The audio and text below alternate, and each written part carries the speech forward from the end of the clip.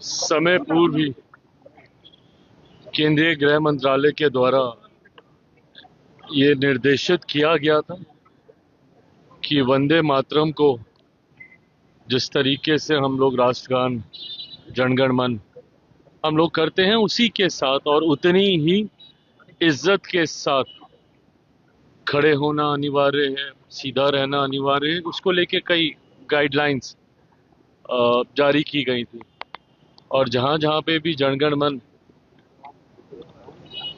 को गाया जाता है वहां पे साथ में ही वंदे मातरम का भी गाया जाए। तो ऐसे में धीरे धीरे मुझे लगता है ये व्यवस्था का हिस्सा बनने लगा। सरकारी कार्यक्रमों में हम लोग देखने लगे हैं और अब अगर बिहार में भी किया गया है, अच्छी बात है। ये इसके माध्यम से राष्ट्रीय एकता, देशभक्ति की भावना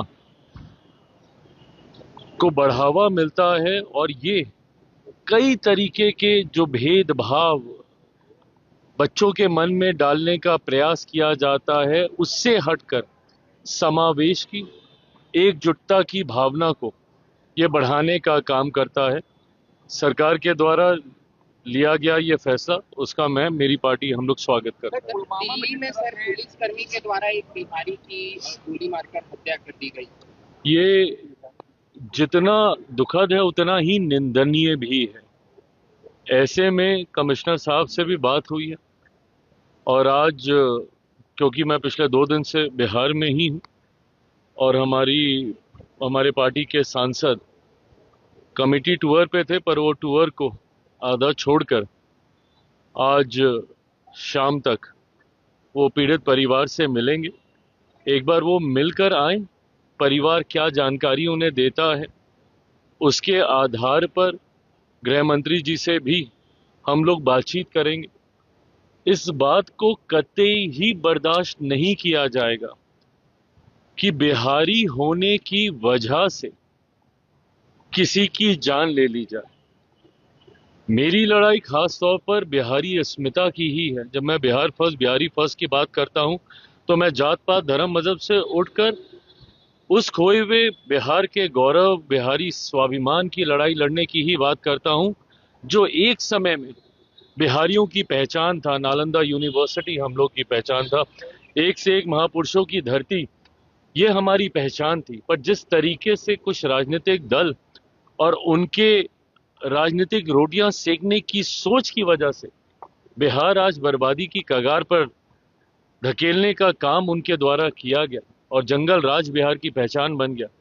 ऐसे में पुनः कैसे बिहारियों का गौरव स्वाभिमान लेकर आए, इस दिशा में तो हम लोग बिहारी फर्स्ट के माध्यम से मुहिम चलाने का काम कर ही रहे हैं। पर हाँ, दूसरे राज्यों में भी बिहारियों का संरक्षण हो, ये जिम्मेदारी भी हम लोग की बनती है।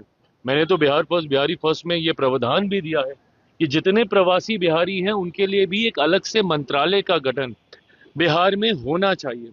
ये डेटा हम लोग के पास होना चाहिए कि कौन सा बिहारी कौन से राज्य में है, कौन सा बिहारी कौन से देश में है, और वहां पे अगर उन्हें कोई कठिनाई आ रही है तो किस तरीके से बिहार सरकार उसमें उनकी मदद कर सकती है इस दिशा में। क्योंकि हकीकत है, पलायन हुआ है, बड़ी संख्या में बिहारी दूसरे राज्यों में, दूसरे देशों में जाने के लिए मजबूर हुए हैं। पर दूसरे राज्यों में, दूसरे देशों में वो सुरक्षित रहें, ये जिम्मेदारी भी बिहार सरकार की हम लोग की होनी चाहिए।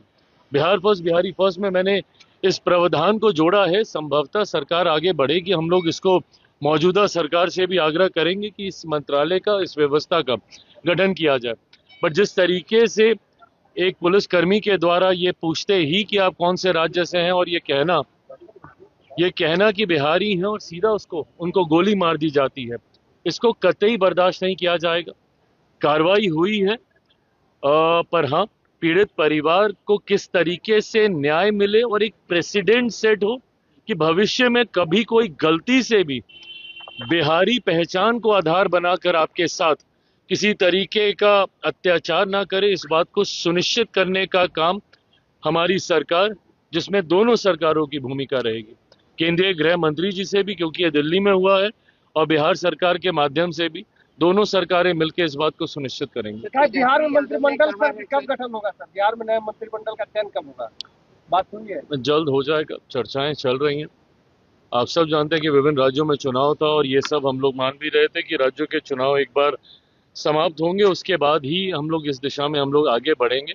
मैटर ऑफ टाइम है कि हम लोग परिणाम से पहले या परिणाम के तुरंत बाद मंत्रिमंडल का विस्तार हो जाएगा। जरूरत भी है क्योंकि सरकार को पूर्ण रूपेण अपने आप को व्यवस्था को तैयार कर कर जन सेवा में और जो वादे हम लोगों ने किए उसको पूरा करने के लिए जरूरी है कि पूरा मंत्रिमंडल जल्द से जल्द शपथ ले। उस दिशा में हम लोग जल्दी फैसला तेजस्वी लेंगे। यादव ने कहा है कि भाजपा छात्रों के जो भी प्रदेश है वो बिहारियों के लिए अभिशाप।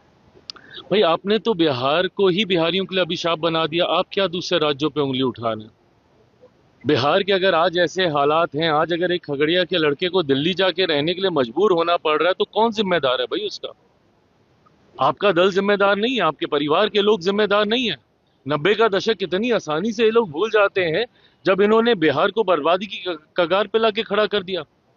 अगर बिहार जिस ग्रोथ के साथ आगे बढ़ रहा था, अगर वो 15 सालों का डेंट नहीं लगता है, जहां पे आपने अर्थव्यवस्था को पूरी तरीके से चरमरा दिया, जहां पे इंफ्रास्ट्रक्चर को आपने पूरी तरीके से ध्वस्त कर दिया, सवाल तो तुरंत आप पूछ लेते हैं कि 2 दशक से मुख्यमंत्री नीतीश कुमार जी रहे, उन्होंने क्या किया?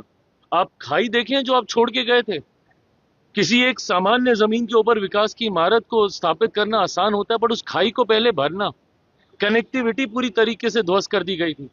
आज बिहार के किसी भी कोने से आप पटना, आप मुश्किल से 4.5-5 घंटे में आप आ सकते हैं। भाई मैं खुद इसका गवाह हूं। हम लोग शहर बन्नी मेरा गांव जाते थे, पूरा पूरा दिन लग जाता था। आज हम लोग 3-3.5-4 घंटे में हम लोग आ जाते हैं। ऐसे में जिस तरीके से कनेक्टिविटी को आपने खत्म किया, क्यों इंडस्ट्री नहीं आई? भाई ये सवाल मैंने भी पूछे थे, बट इसका अध्ययन करने के बाद मुझे समझ में आया कि जिस हालत में 90 के दशक में बिहार को छोड़कर ये नेता प्रतिपक्ष जो आज की तारीख में है, ये और इनके परिवार के लोग छोड़कर गए, कनेक्टिविटी आपने खत्म कर दी थी पूरी तरीके से। बिजली पानी की व्यवस्था नहीं थी, इंडस्ट्री कैसे आती? जिस राज्य में बिजली नहीं थी, जिस राज्य में पानी नहीं था, जिस राज्य में लॉजिस्टिक्स के लिए इंफ्रास्ट्रक्चर नहीं था, कैसे यहाँ पे इंडस्ट्री आती? लगे 2 दशक लगे क्योंकि खाई इतनी बड़ी थी। पर आज की तारीख में जब वो इंफ्रास्ट्रक्चर तैयार हुआ है, मैं मानता हूं कि अगले 5 साल बिहार के लिए एक स्वर्णिम काल के तौर पर होंगे। जिस तरीके से प्रधानमंत्री जी का विशेष तौर पर बिहार और बिहारियों के प्रति उनकी सोच है, मैं मानता हूं इन 5 सालों में बिहार काफी आगे बढ़ेगा। बट आपने और आपकी वजह से जो लोग बिहार छोड़कर गए हैं, मेरी जिम्मेदारी या मेरी सोच से पलायन रोकने तक की नहीं है, रिवर्स माइग्रेशन की भी है कि जो लोग बिहार से बाहर गए हैं कैसे उन्हें वापस हम लोग बिहार लेकर आए। तो आज जब आप उंगली उठा रहे हैं कि दूसरे राज्यों में सुरक्षित नहीं है, आपके रहते हुए आपके नेतृत्व में बिहारी अपने राज्य में सुरक्षित नहीं था, इसलिए बिहार छोड़कर उन्हें बाहर जाना पड़ा। और यकीनन दूसरे राज्यों में जब उनके साथ ऐसी घटनाएं होती हैं, ना सिर्फ ये दुखी और आपको विचलित करती हैं, बल्कि जल्द से जल्द पीड़ित परिवार को न्याय मिले, इस सोच के साथ भी हम लोग काम कर रहे हैं। बट ये उंगली जब उठाते हैं तो कई उंगलियां इनकी खुद की ओर उठती है कि आज अगर उसको वहां पे गोली लगी तो उसका जिम्मेदार कौन था उसको बाहर भेजने का?